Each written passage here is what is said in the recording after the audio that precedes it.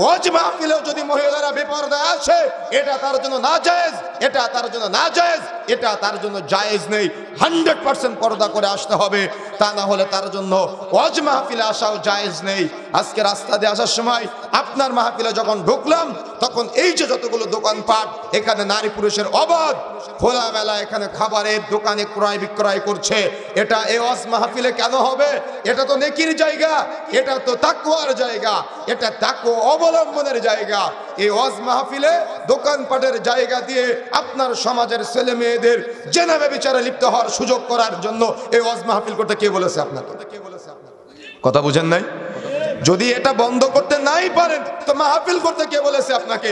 এই মাহফিল করে এখানে দোকানদারদেরকে রাস্তায় বসিয়ে সেখানে ছেলে মেয়েদের অবৈধ সম্পর্কের স্থান করে দেওয়ার জন্য, এই জন্য ওয়াজ মাহফিল করার দরকার নাই।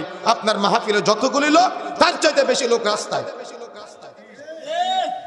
এগুলোর তো প্রয়োজন নাই। ওর চাইতে মসজিদে জুমার খুতবায় ইমাম সাহেবের বেতন বাড়িয়ে ইমাম সাহেবকে কথাগুলো বলার অধিকার দিয়ে দেন, দেখেন এর মাধ্যমে সমাজ বেশি পরিবর্তন হবে ইনশাআল্লাহ।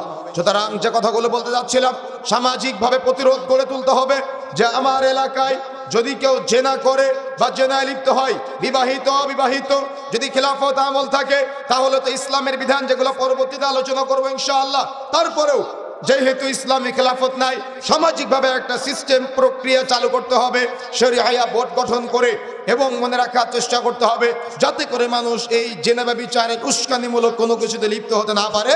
এই জন্য সামাজিকভাবে একটা বয়কট বা সিস্টেম চালু করতে হবে, যে সিস্টেমের মাধ্যমে সমাজ এই জেনা ব্যভিচার থেকে মুক্ত থাকতে পারে।